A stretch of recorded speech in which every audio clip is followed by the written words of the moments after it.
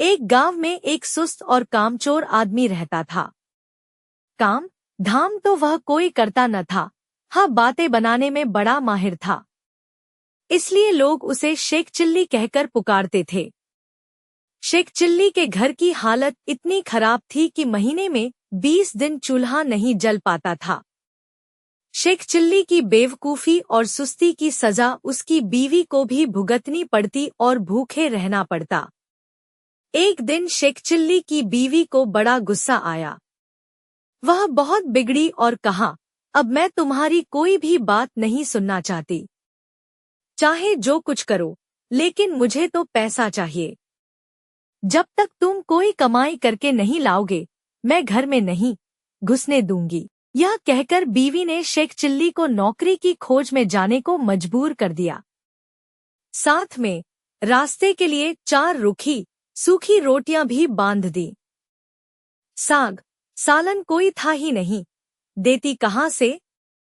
इस प्रकार शेख चिल्ली को न चाहते हुए भी नौकरी की खोज में निकलना पड़ा।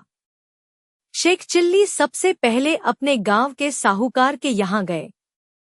सोचा कि शायद साहूकार कोई छोटी मोटी नौकरी दे दे, लेकिन निराश होना पड़ा।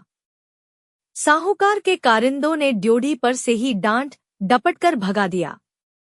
अब शेख चिल्ली के सामने कोई रास्ता नहीं था।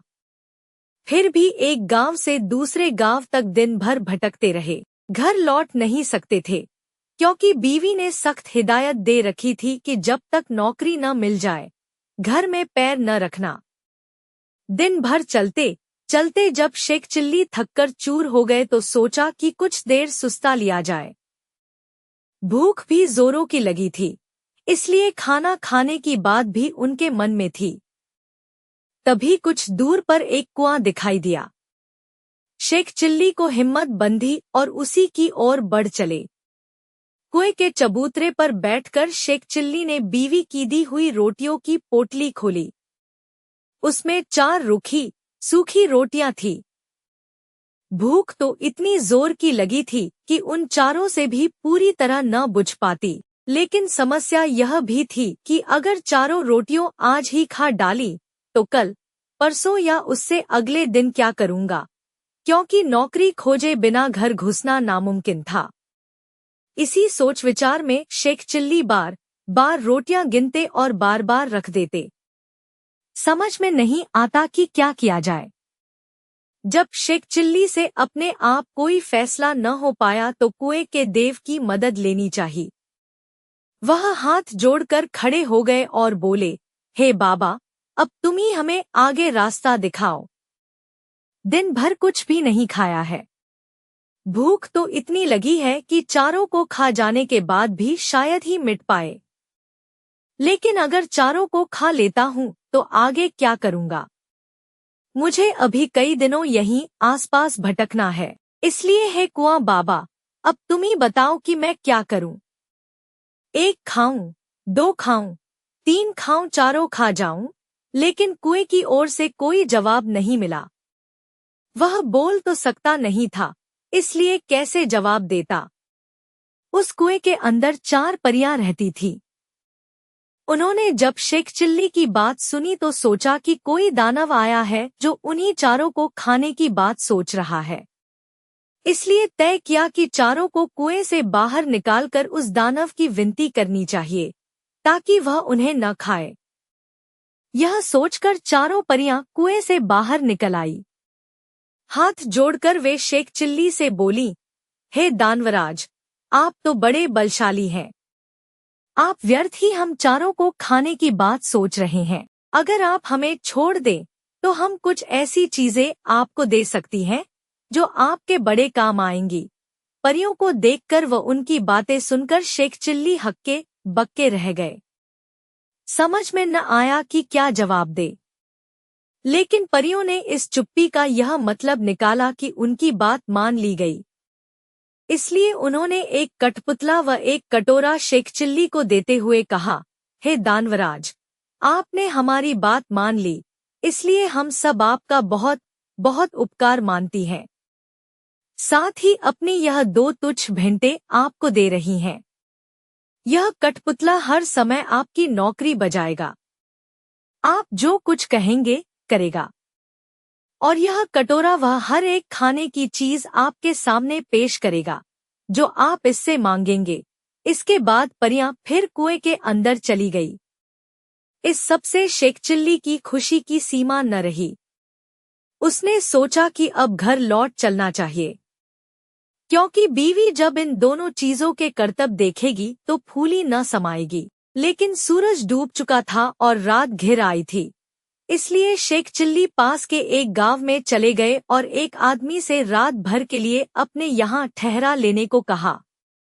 यह भी वादा किया कि इसके बदले में वह घर के सारे लोगों को अच्छे अच्छे पकवान व मिठाइयाँ खिलाएंगे। वह आदमी तैयार हो गया और शेख चिल्ली को अपनी बैठक में ठहरा लिया। शेख चिल्ली ने भी अपने कटोरे को निकाला और उसने अपने करतब दिखाने को कहा। बात की बात में खाने की अच्छी अच्छी चीजों के ढेर लग गए। जब सारे लोग खा पी चुके तो उस आदमी की घरवाली जूठे बर्तनों को लेकर नाली की ओर चली। यह देखकर शेख चिल्ली ने उसे रोक दिया और कहा कि मेरा कठपुतला बर्तन साफ कर देगा। शेख चिल्ली के कहने भर की देर थी कि कठपुतले ने सारे के सारे बर्तन पल भर में निपटा डाले।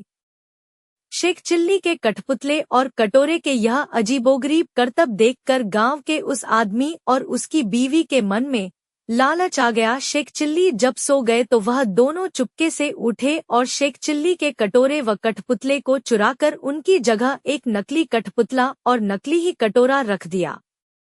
शेख चिल्ली को यह बात पता न चली। सवेरे उठकर उन्होंने हाथ मुंह धोया और दोनों नकली चीजें लेकर घर की ओर चल दिए। घर पहुंचकर उन्होंने बड़ी डींगे हाँकी और बीवी से कहा, भगवान, अब तुझे कभी किसी बात के लिए झींकना नहीं पड़ेगा। न घर में खाने को किसी चीज की कमी रहेगी और न ही कोई काम हमें तुम्हें करना पड़ेगा।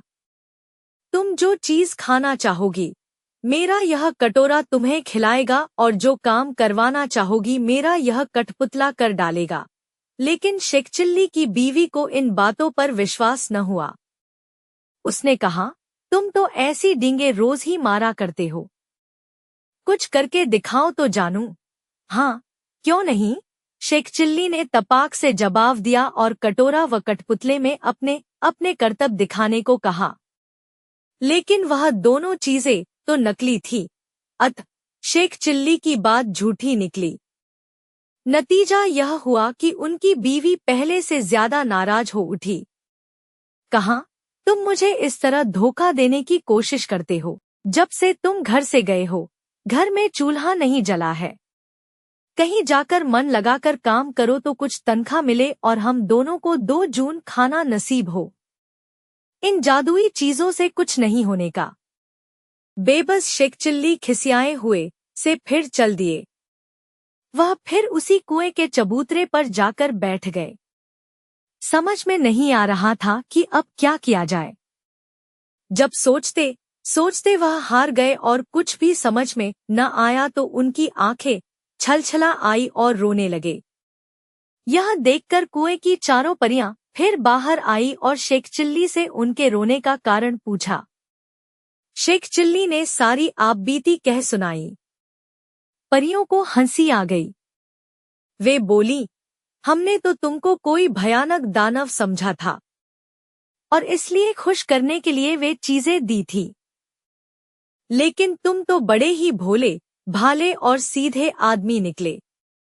खैर, घबराने की जरूरत नहीं, हम तुम्हारी मदद करेंगी। तुम्हारा कठपुतला और कटोरा उन्हीं लोगों ने चुराया है जिनके यहाँ रात को तुम रुके थे। इस बार तुम्हें एक रस्सी व डंडा दे रही हैं। इनकी मदद से तुम उन दोनों को बांध व मारकर अपनी दोनों चीजें वापस पा सकते हो। इसके बाद परियां फिर कुएं में चली गईं।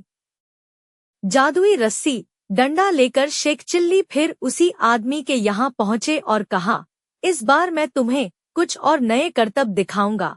वह आदमी भी लालच का मारा था। उसने समझा कि इस बार कुछ और जादुई चीजें हाथ लगेंगी, इसलिए उसमें खुशी खुशी शेख चिल्ली को अपने यहाँ टिका लिया। लेकिन इस बार उल्टा ही हुआ। शेख चिल्ली ने जैसे ही हुक्म दिया वैसे ही उस घरवाले व उसकी बीवी को जादुई रस्सी ने कसकर बांध लिया और जादुई डंडा दनादन पिटाई करने लगा। अब तो वे दोनों चीखने, चिल्लाने और माफी मांगने लगे। शेख चिल्ली ने कहा, तुम दोनों ने मुझे धोखा दिया है। मैंने तो यह सोचा था कि तुमने मुझे रहने को जगह दी है, इसलिए मैं भी तुम्हारे साथ कोई भलाई कर दूं। लेकिन तुमने मेरे साथ उल्टा बर्ताव किया, मेरे कठपुतले और कटोरे को ही चुरा लिया। अब जब वे दोनों चीजें तुम मुझे वापस कर दोगे, तभी मैं अपनी रस्सी व डंडे को रुकने का हुक्म दूंगा। उन दोनों ने झटपट दोनों चुराई हुई चीजें शेख चिल्ली को वापस कर दी। यह देखकर शेख चिल्ली ने भी अपनी रस्सी व डंडे को रुक जाने का हुक्म दे दिया। अब अपनी चारों जादुई चीजें लेकर शेख चिल्ली प्रसन्न मन से घर को वापस लौट पड़े। जब बीवी ने फिर देखा कि शेख चिल्ली वापस आ गए हैं, तो उसे बड़ा गुस्सा आया। उसे तो कई दिनों से खाने को कुछ मिला नहीं था, इसलिए वह भी झुंझलाई हुई थी। दूर से ही देखकर वह चीखी, कामचोर तुम फिर लौट आए। खबरदार, घर के अंदर पैर न रखना, वरना तुम्हारे लिए बेलन रखा है। यह सुनकर शेख चिल्ली दरवाजे पर ही रुक गए। मन ही मन उन्होंने रस्सी व डंडे को हुक्म दिया कि वे उसे काबू में करें। रस्सी और डंडे ने अपना काम शुरू कर दिया। रस्सी ने कसकर बांध लिया और डंडे ने पिटाई शुरू कर दी। यह जादुई करतब देखकर बीवी ने भी अपने सारे हथियार डाल दिए और कभी वैसा बुरा बर्ताव न करने का वादा किया। तभी उसे भी रस्सी व डंडे से छुटकारा मिला। अब शेख चिल्ली ने अपने कठपुतले व कटोरे को हुक्म देना शुरू किया। बस फिर क्या था? कठपुतला बर्तन, भाड़े व जिन चीजों की कमी थी झटपट ले आया और कटोरे ने बात की बात में नाना प्रकार के व्यंजन तैयार कर दिए।